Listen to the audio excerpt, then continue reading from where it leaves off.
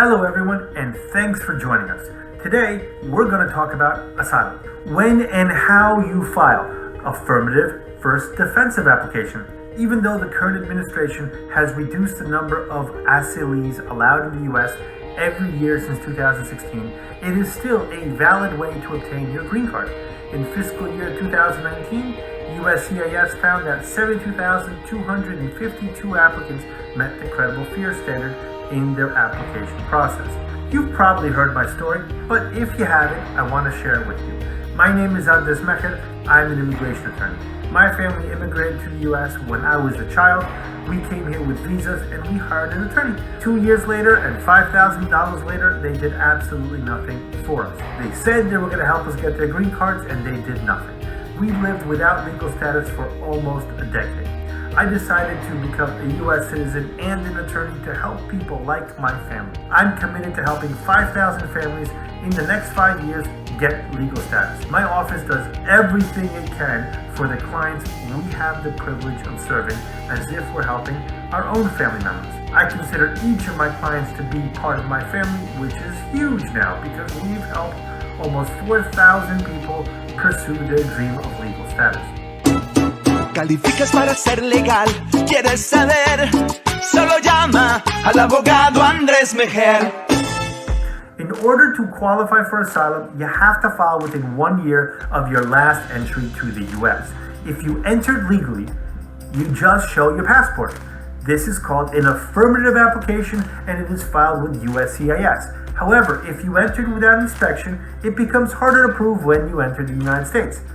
If you have maintained a legal visa the entire time of your stay, you're not limited to the 1 year deadline, but you must apply within 1 year of when that status expired. So tourist visa, H-1B visa, student visa. So imagine you come here from China, you enter as a student, you study, you file H-1B, your H-1B lapses, you have 1 year from when it lapsed. Even though you've been here 8 years, you still have one more because your status just expired.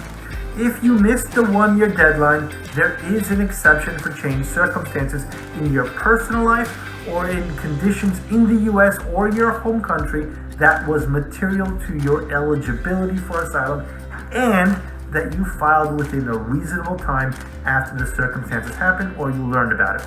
So, you missed the 1 year deadline, you got to show what are the changed circumstances that caused you to miss it, and did you file within a reasonable time after that condition ended?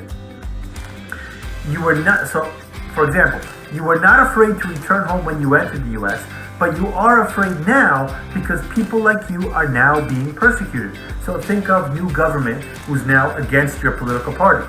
You were not in danger 5 years ago when you left Chile, but now because of the changed government, now you are in danger if you go back. You became active in political or religious activities in your home country after leaving your home country, which now puts you in risk of persecution.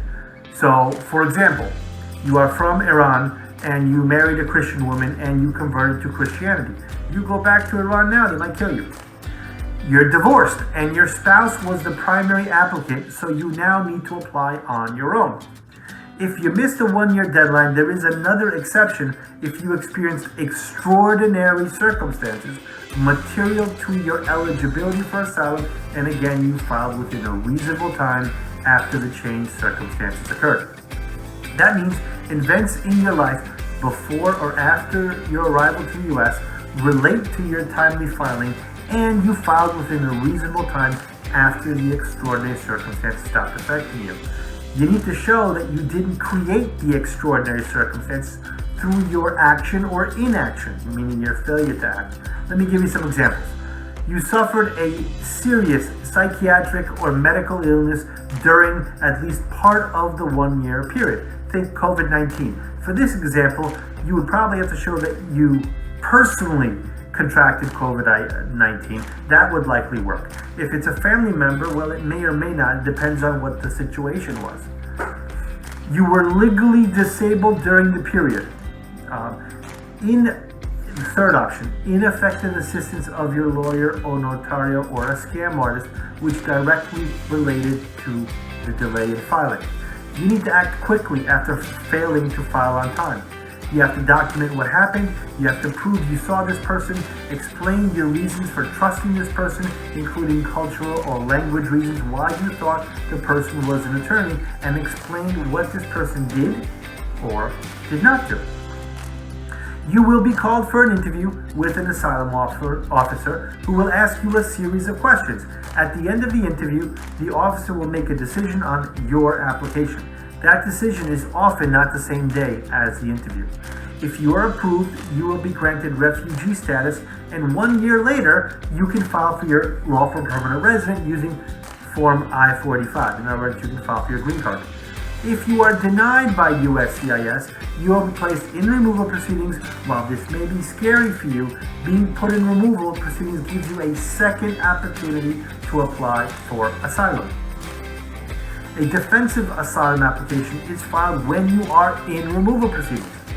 So if you applied for asylum affirmatively, you were denied, then put into removal, you are now filing defensively. This can happen if you are in the U.S. and put into removal proceedings, or if you are caught at the border and put into removal proceedings when you tried to enter the U.S. Either way, you still have to apply within 1 year of your last entry to the U.S. unless you have a valid exception. Sometimes I have people who come to me because they have been in the U.S. 10 years and another attorney or a notario told them they could file for asylum. This is not true. When the asylum is denied, you will be put into removal proceedings. This is a method to then apply for cancellation or removal for non-lawful permanent residents. You should renew so in that circumstance, you don't withdraw your asylum is denied, you get put into removal, you should renew your asylum application, and then you can also argue that the law should protect you. So what we're saying here is, you've been in the country 10 years. You're saying, hey, listen, I'm afraid to go back because of this reason. And you're saying the law should protect me, even though maybe today it doesn't. You can still make the argument that it should.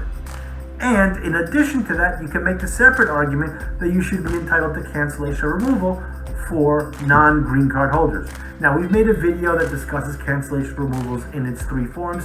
See the comments below for a link to that video. Your asylum application is filed with an immigration judge at EOIR, the Executive Office for Immigration Review, instead of through USCIS. You must have your own attorney when you are in front of EOIR, as one will not be appointed for you. You will likely have several court appearances before your final trial date. At the trial date, the immigration judge will either approve your case or deny it. If the judge denies your case, you can either accept that decision or you appeal it to the Board of Immigration Appeals. This is a difficult time for every immigrant to the U.S. It seems like this administration is making it harder and harder for those seeking for asylum. If you think you may qualify, please contact our office. We will work with you. If you don't qualify, we can help you determine your next best steps, including looking at the possibility of other legal status. We have often found relief for our clients when other attorneys said there was no hope. Thank you for watching. Please like and subscribe to see our other videos when they are released. Until next time, stay safe and well.